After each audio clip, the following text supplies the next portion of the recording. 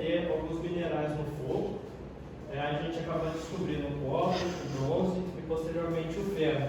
Porque o ferro ele é bem mais difícil de fundir que os outros minerais. Então, apesar da abundância dele na natureza, ele foi o último a ser descoberto. Lá na Grécia Antiga, com os caçadores, tinha três nomes assim que a gente pode citar. Tinha o Empédocles, que ele falava que tudo na natureza era composto por 4 elementos, ou seja, terra, água, ar e fogo. E também tinha o Leucipo e o Demócrito, que falavam que tudo era composto por átomos, ou seja, algo muito pequeno e indivisível. Só que isso daqui, por 2000 anos, ficou em desuso, porque o pessoal, a partir dos 4 elementos, é que se desenvolveu a alquimia.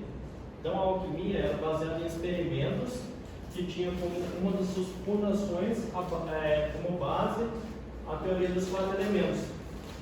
Então a alquimia ela nasceu lá em Alexandria, em 335 a.C., mais ou menos. Ela era repleta de mistérios que as pessoas faziam bastante experimentos para tentar descobrir a pedra filosofal, que era o quê? Uma pedra que transformava todo o metal em ouro, e o elixir da vida eterna.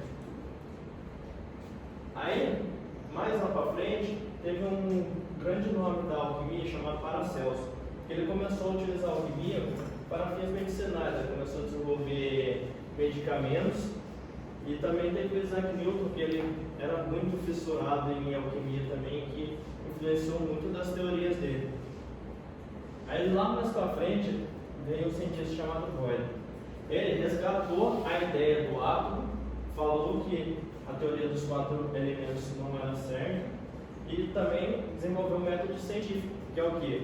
Você ter organização nos seus experimentos. Você testar várias vezes alguma coisa, a fim de ver se tem algum erro na sua teoria, e ter organização no método científico. Então, a partir disso, a gente pode saber que a alquimia tomou mais um caráter científico.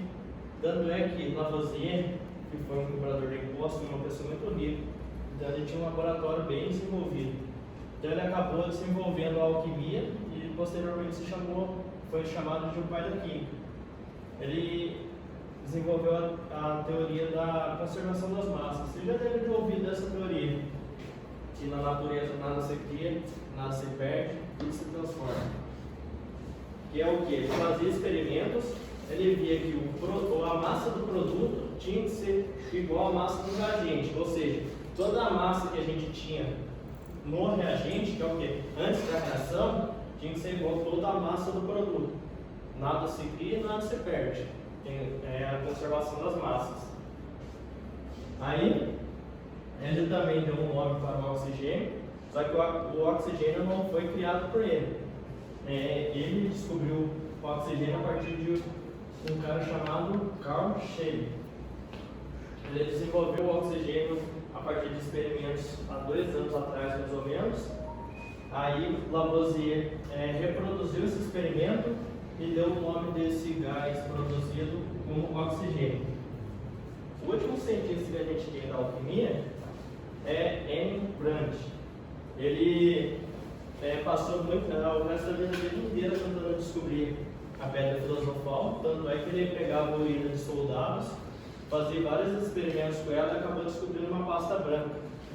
Essa pasta branca, mais para frente, foi chamada de fósforo, que ela acabava sendo pegava fogo muito fácil.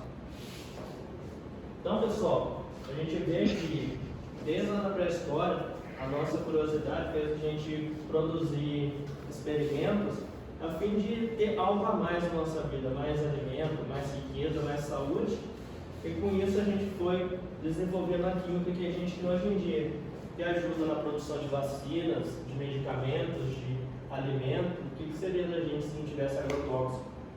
Qualquer praga acabaria com os alimentos e a gente ia morrer de fome.